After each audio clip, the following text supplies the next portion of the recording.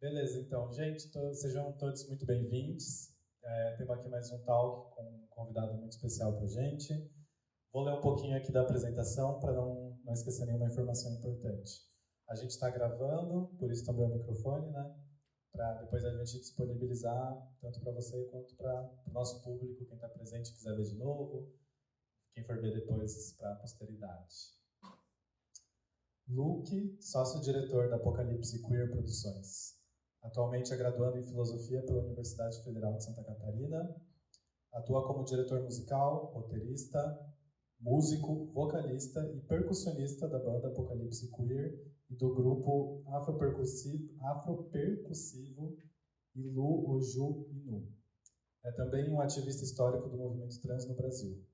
Em sua atuação como coordenador regional Nordeste da Associação Brasileira de Homens Trans em 2012 e fundador e coordenador nacional do Instituto Brasileiro de Transmasculinidades em 2013. Luke participou da construção das primeiras políticas públicas no Brasil para transmasculinos e realizou um intenso trabalho de produção cultural pela urgência histórica da visibilidade da população transmasculina no Brasil. Os eventos e produções de visibilidade nacional se tornaram os marcadores históricos deste movimento e revolucionaram o próprio movimento trans e LGBTQIAPN+. Então, por favor, recebam aqui com muito carinho o Luke.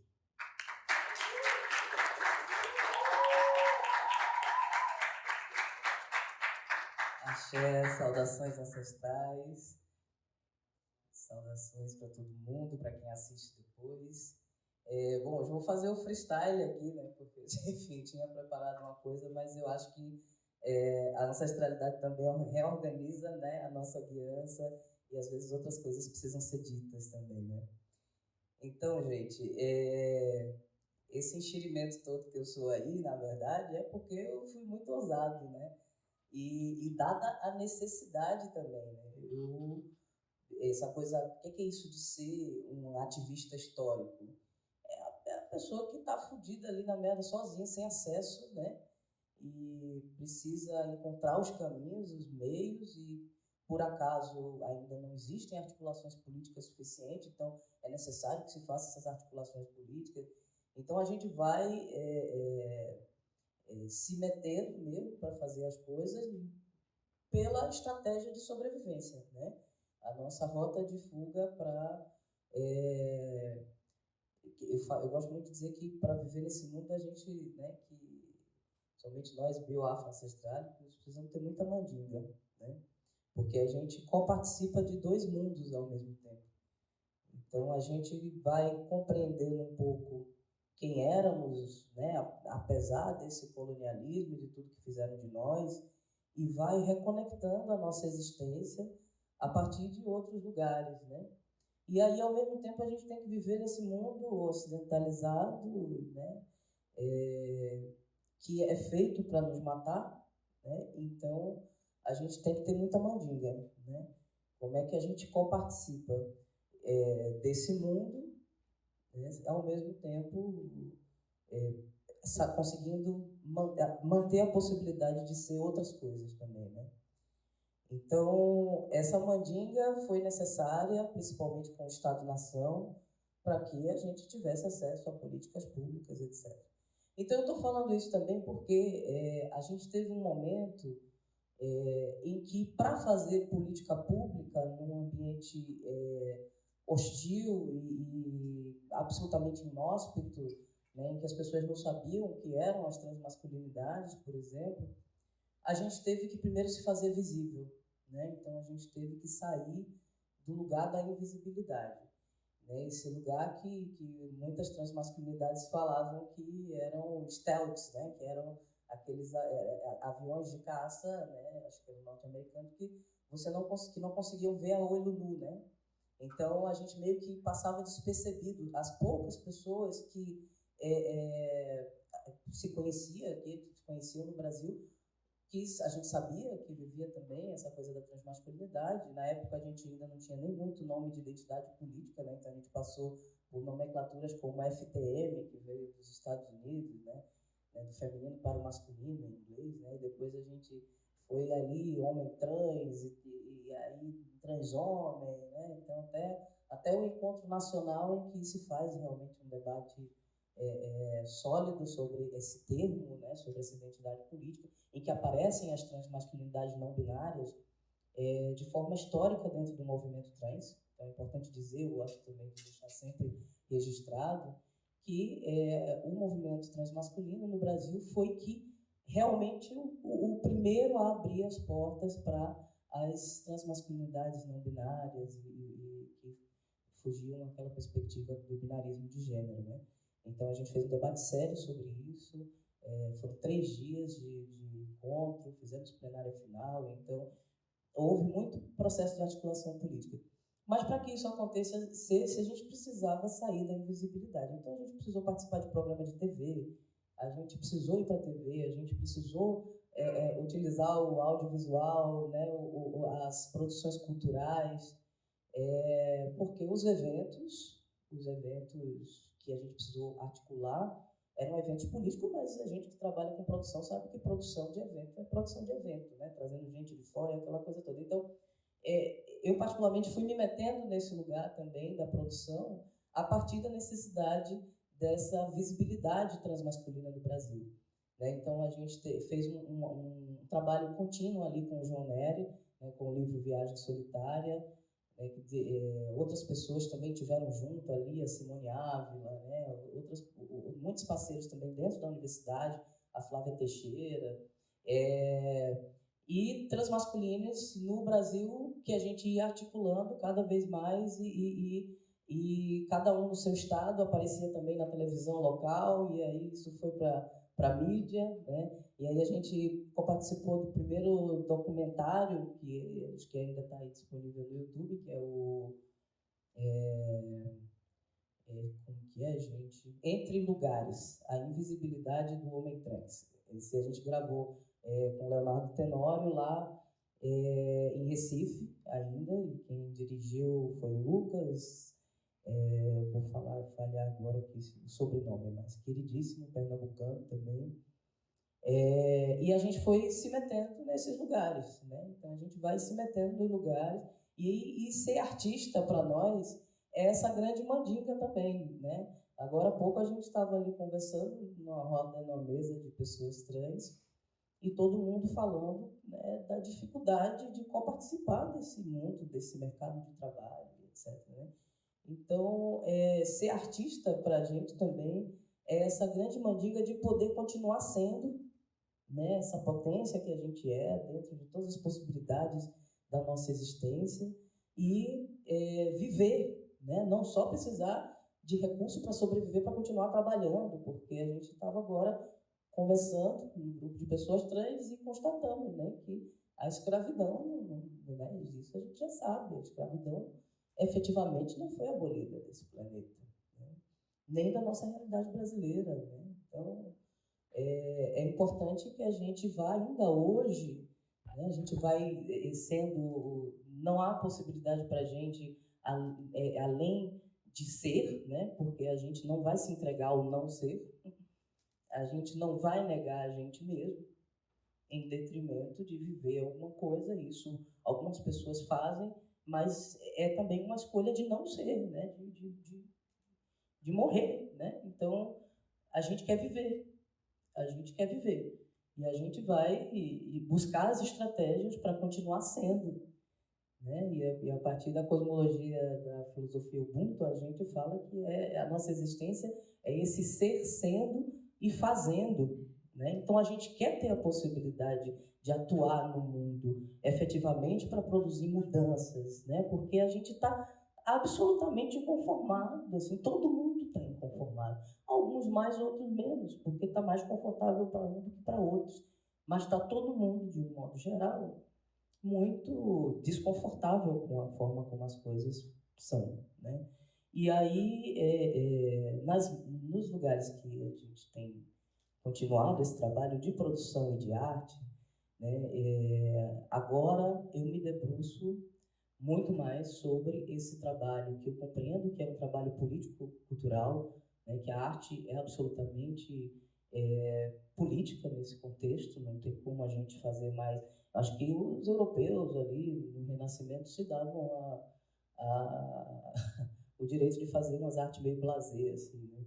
Apesar de que, ainda assim, estavam cooperando com um projeto, né? Porque a cultura tem absolutamente seu caráter ideológico, né? Então, quando o Renascimento e o Iluminismo trazem de volta o pensamento grego, é um projeto, né, civilizatório, é um projeto civilizatório.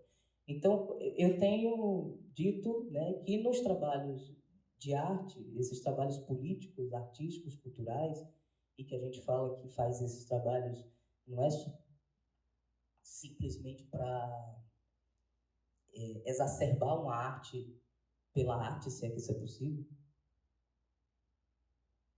mas para a gente é uma visibilidade política, é uma visibilidade que é necessária e urgente.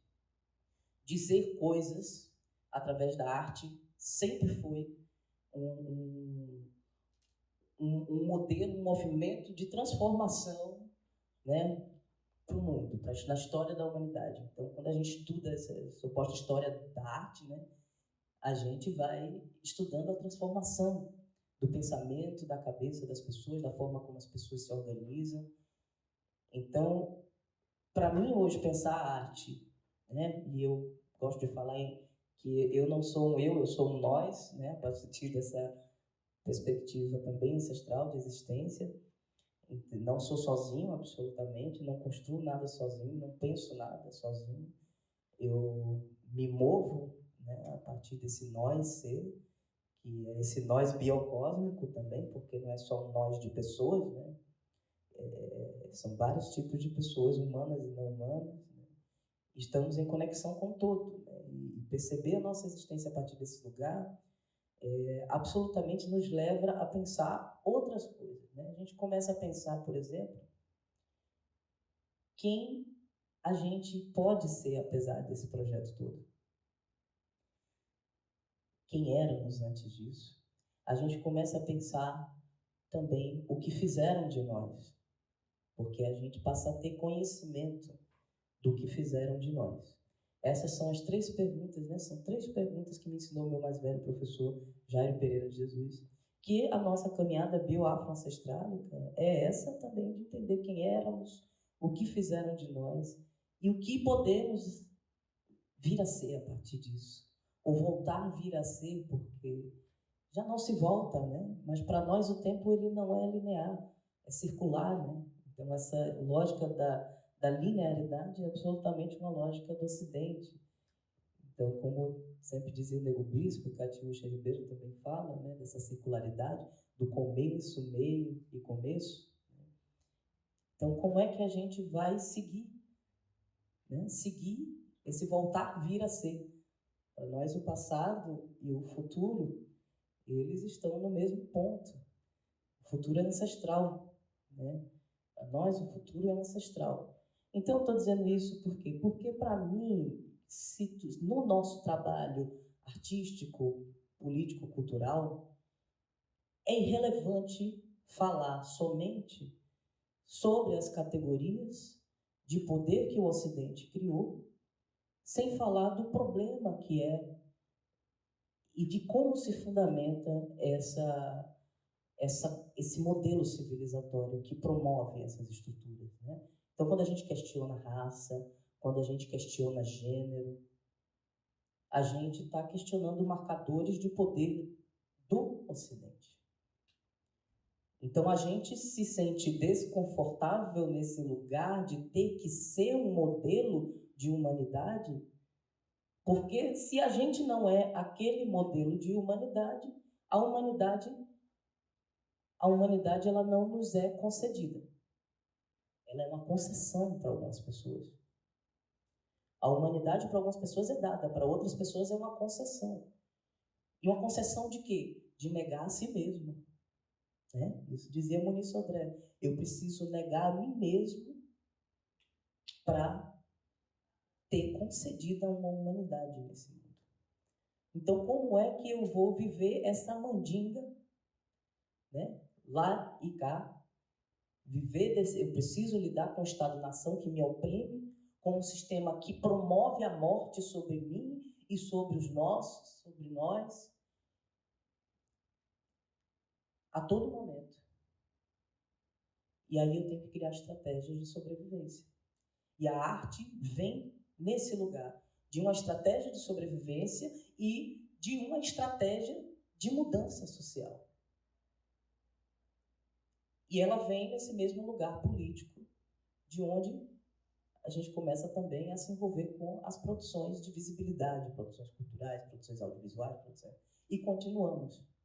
Né? A gente continua, vamos continuar fazendo filmes, música, né? Porque a gente vai produzir essa arte de um modo a possibilitar questionamentos um pouco mais profundos, porque, como dizia Marimbani, a gente não pode ter medo de mergulhar fundo quando a gente quer lidar com algumas coisas. Então, a Catiuxa Ribeiro fala, né, que a gente precisa compreender essa complexidade civilizatória que a gente está inserido. Isso é complexo. Eu preciso primeiro entender isso. Não é só caixinha de A, B ou C, identidade A, B ou C. Identidade são as estratégias que a gente vai tendo na mandinga do Estado-nação para ter que dizer quem somos, os direitos que a gente precisa, né? Quem a gente é, que a gente existe na sociedade, que nós fazemos parte dessa pluriversalidade da sociedade, que não é universal, como promove o Ocidente. É pluriversal. Né? Marimbani fala muito sobre isso. É pluriversal. Então, eu preciso dessa estratégia, dessa mandinga das identidades. E vou fazer o que for preciso ali para reivindicar o meu direito de ser. Agora, em paralelo a isso, eu tenho um outro trabalho para fazer, que é a nossa própria reconstrução existencial. A gente tem corroborado com a ideia de que não adianta a justiça social somente. A gente precisa de uma justiça cognitiva, espiritual, que acesse uma reontologização existencial das pessoas que são vítimas dessa civilização. Isso é muito sério, porque a gente aprendeu na escola a tratar a história da humanidade como sendo alguma coisa natural, quase. Né? Como se as coisas tivessem... foi uma situação que ocasionou outra, quase tudo muito, né, quase aleatório. A gente não entende história na escola, e ela é feita para a gente não entender essa história europeia, a história da colonização. A gente aprendeu a história de heróis. Os heróis que a gente aprendeu a chamar de heróis são os assassinos, os sequestradores, os exterminadores. E a gente naturalizou isso. E hoje tem aí um monte de gente no Brasil paralelo acreditando nisso. Inclusive pessoas que se dizem intelectuais, estudando a refinesse do sistema ocidental, europeu, de base grego-romana, judaico-cristã, cartesiana e os caralho. Mas nunca conseguiram efetivamente acessar a profundidade e a substancialidade do pensamento africano, do pensamento dos povos indígenas ao redor do mundo. Nós fomos relegados a selvagens, aqueles que não têm razão, que não têm conhecimento. E o iluminismo vai dizer, somente nós que somos dotados da razão, essa pequena parcela, vamos dominar a maioria, os selvagens, os que não têm razão. E até hoje eles não conseguem entender como é que foram feitas as pirâmides no Egito. Até hoje eles não conseguem entender como é que o povo Dogon já sabia da existência de Sírios e de seu movimento de Sírios A, de Sírios B e de Sírios C, que hoje, ainda hoje, com toda a maquinária da astronomia, não se consegue ter conhecimento. Esses povos realmente eram selvagens ou eles viviam com outro tipo de noção de existência que permitia uma harmonia e uma conexão com o todo e permitia um outro tipo de envolvimento, de ser, de modo de ser, de estar no mundo e de se relacionar. E aí eu digo hoje, porque esse é o meu tema de estudo e de trabalho, o meu mais velho professor Jair Pereira me ensinou a procurar conhecer a apologética cristã a fundo, porque eu preciso saber o que fizeram de nós.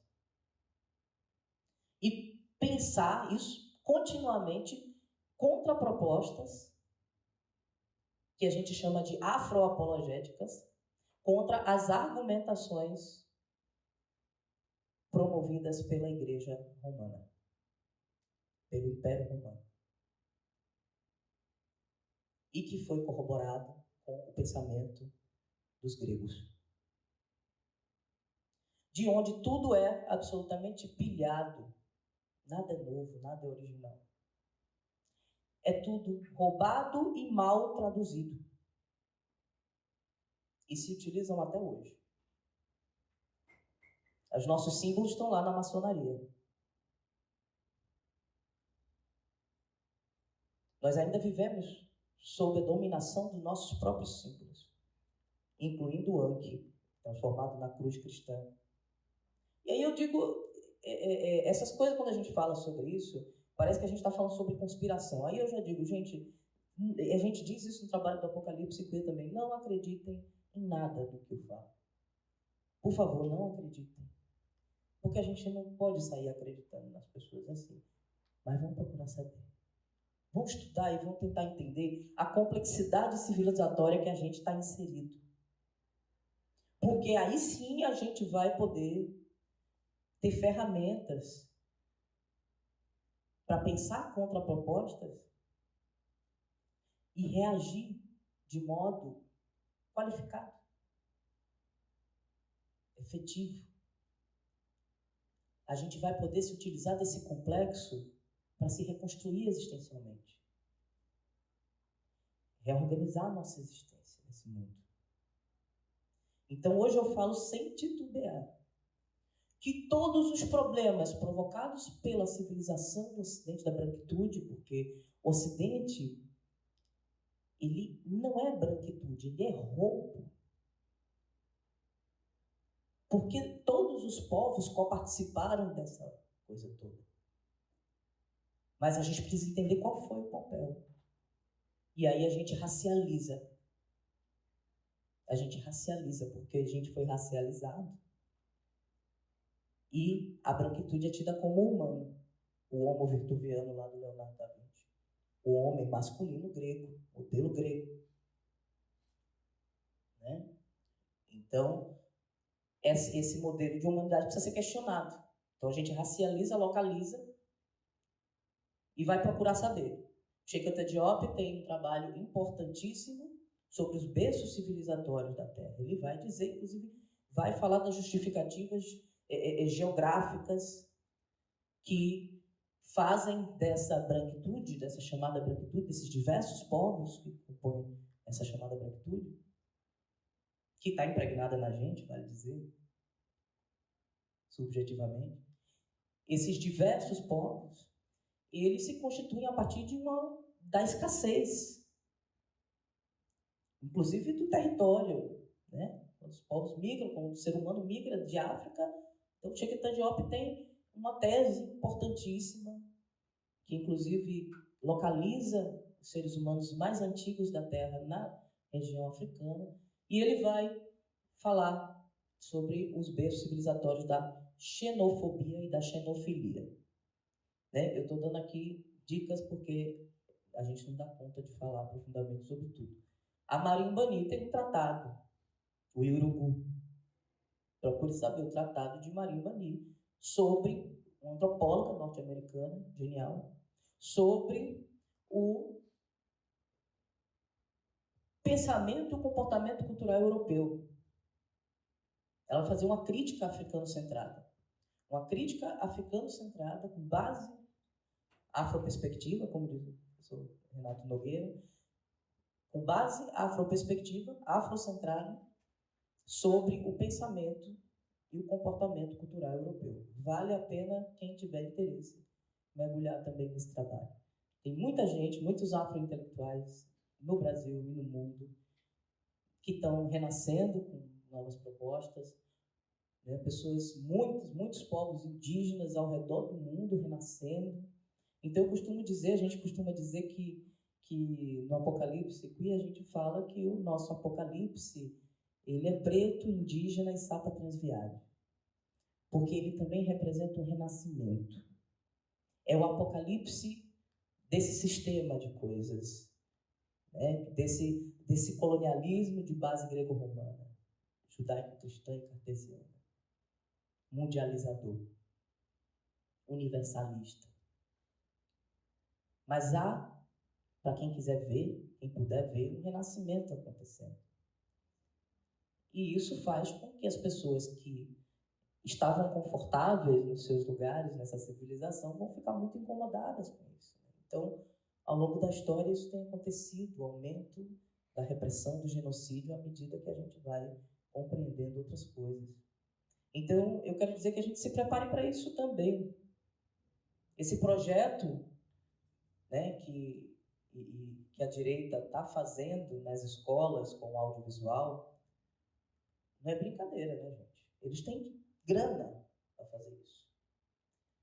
A gente está aqui vivendo uma precariedade porque, acho que foi até a Mona Lisa que me falou que tem um estudo, eu não vou saber dizer aqui, foi só um bate-papo meu e dela mesmo, que localiza alguns setores sociais com personalidades psíquicas, né? E as empresas foram consideradas, são análogas à psicopatia. O mundo empresarial, a indústria. Porque para a gente participar disso tem que ser meio psicopata. Eu falo isso sem titubear. Mas estratégia, blá, blá, blá, mas tem que assumir uma psicopatia que coparticipa, um individualismo, uma competição acirrada. Eu só posso ser melhor em detrimento da exploração do outro. De resto, é tudo fachada, é tudo mentira, é tudo maquiagem para parecer mais bonito, assim como foi a abolição, suposta abolição, que continua escravizando as pessoas hoje. É maquiagem. A gente pode procurar entender isso para reagir a isso. Por que é que a gente está na condição que está? O que fizeram de nós? Então não adianta mais falar dos marcadores sociais de poder do Ocidente, de gênero e de raça, se a gente não localiza o germe e o DNA do seu problema. Que Marimbani localiza no seu trabalho, no tratado, através de Grécia, de Roma. E aí a gente vai falar sobre o cristianismo. Chegamos no ponto de trabalho contra-apologético do Apocalipse queer. Sim, nós trabalhamos com a Bíblia. Nosso álbum, que está para ser lançado, se chama Os 7 Selos do Apocalipse queer. Nós trabalhamos compreendendo e criando novas hermenêuticas contra-apologéticas e entendendo que esse compilado de livros da Bíblia, feita através de concílios por Império Romano, com o propósito claro de dominar, esse compilado de material tem uma tradução e uma hermenêutica, e aí eu gosto de trazer o pastor Henrique Vieira quando ele diz a Bíblia é um livro africano. Então veja o tamanho do roubo da pilhagem. É através de nós que eles nos dominam. E assim sempre foi. Então nós no Apocalipse queer trazemos contra-apologéticas, trazemos novas hermenêuticas com afroperspectivas. Então a gente chama de hermenêuticas afroapologéticas, né, como nos propõe também o professor Jair Pereira, afroapologéticas, para denunciar, com sim um pouco de terrorismo, por isso que a gente se diz terrorista de gênero, na intenção realmente de deslocar dentro de uma intenção exúlica de acirrar contradições para restabelecer a ordem. A gente tem que estar o tempo todo saindo do alvo. Então a gente até tem esse humor de dizer que o Apocalipse Queer é um projeto meio kamikaze, porque a gente já sabe que está no alvo, então a gente vai usar esse alvo para dizer as coisas que precisam ser ditas.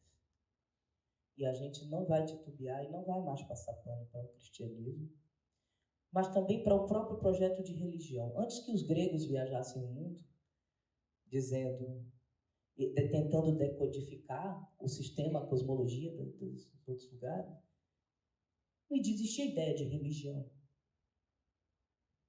Porque os povos tinham suas formas de ser e de estar no mundo, suas dinâmicas civilizatórias. É isso que a gente também reivindica. Nós não temos religião, nós não somos de religião.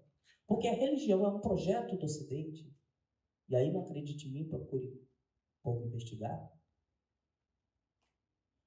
A religião é um projeto do Ocidente de institucionalizar a espiritualidade, que é o que mais possibilita o controle sobre o outro. Então, as dinâmicas eram civilizatórias, eram da vida. Então, a gente não passa pano mais para essa história colonial, que ainda está muito mal contada. Claro, a gente não sabe de tudo. A complexidade é grande. E é um trabalho coletivo, comunitário, contínuo. Mas não adianta mais ficar falando da identidade que é a mandinga com o Estado-nação como se fosse todo o panorama. Porque é mais complexo que isso. Eu preciso localizar bem a estrutura de opressão que acomete a todo mundo. Não tem aquela pessoa purista e aquele lá que é o fascista, bolsonarista. Eu também sou fascista. A esquerda está sabendo dizer isso? Que também é fascista? A esquerda está conseguindo definir isso? Porque nós sabemos. E eu não vou titubear em dizer, nós sabemos. Nós sentimos o fascismo da direita, da esquerda, do centro. Nós sentimos o racismo e a transfobia das desconstruções, todo mundo que está supostamente desconstruído. Não está. A reconstrução existencial é profunda, é contínua e é diária. É cada dia que eu acordo. E aí eu uso as palavras de Jesus, vigiar. É prestar atenção na minha comportamentalidade, nos meus pensamentos, em como eu vou me relacionar com esse mundo, porque eu estou impregnado. Então, a primeira coisa é reconhecer que eu estou impregnado. E eu vou mergulhar fundo para compreender essa estrutura. Porque eu não posso mais ficar fazendo arte blasé, a arte somente para exacerbar e etc. Porque para nós é uma questão urgente de sobrevivência. E eu diria de sobrevivência não só da nossa espécie, mas do planeta. Repensar radicalmente as estruturas de poder dessa civilização ocidental de base grego-romana, judaico-cristã, cartesiana, é urgente. E isso só vai acontecer efetivamente, não é inventando a roda. Porque as pessoas querem resolver os problemas tentando criar soluções como se elas não existissem. Aí eu tenho dito, a branquitude vai precisar em algum momento largar o osso e recuar um passo atrás. E deixar que os ancestrais que continuam renascendo nessa terra, porque nós somos nossos ancestrais caminhando vivos nessa terra hoje, e nós vivemos através dessa relação, dessa aliança ancestral. Então, a branquitude vai lá para o terreiro de Umbanda, de Candomblé, principalmente Umbanda, para escutar preto velho falando. Mas os nossos preto velhos estão morrendo. Para escutar a pombagira, para escutar. Mas passa na rua direto, o povo que está na rua. O povo preto na rua morrendo. Mas vai lá no terreiro para escutar. Às vezes outra pessoa branca, supostamente incorporando. Então tem que ouvir sim essas outras vozes, essas outras existências, essas outras potências. Recuar. Largar o osso. E não é não coparticipar. A gente coparticipa. Mas precisa ouvir que todos os problemas, e eu falo isso, procurem saber, todos os problemas dessa civilização ocidental já tem solução. Ah, mas tudo. Ah, mas e o patriarcado? Tudo. Os povos antigos sabem formas muito mais refinadas de se organizar socialmente e de se relacionar com a terra. E esse povo está destroçado. Esse povo está morrendo. Porque o epistemicídio, ele mata o conhecimento e mata o povo. Então, nosso trabalho hoje é reacender o sol das pessoas que estão vivas hoje, que são os ancestrais vivos hoje, que somos nós. Os ancestrais vivos hoje caminhando na Terra, que tem sim conhecimento na sua memória. E eu falo isso sem titubear, porque eu sei que toda pessoa que tem bioafroancestralidade, ancestralidade indígena, vai saber do que eu estou falando. A gente só precisa lembrar. A gente só precisa lembrar. Mas para a gente lembrar, a gente precisa parar de ser assassinado, parar de ser colocado em situações extremamente precárias. A gente precisa de uma reparação no sentido de conseguir restabelecer a nossa própria existência. Se reorganizar existencialmente e lembrar. E aí a gente vai ter um trabalho importante. E está acontecendo no mundo inteiro. Os povos estão renascendo. As pessoas estão redescobrindo outras possibilidades mais refinadas, que vão para além do projeto platônico de sociedade, além da democracia grega, da república, da monarquia, da ditadura, além da direita e da esquerda. Tem formas mais refinadas, acreditem. Aliás, não acreditem. Procurem saber.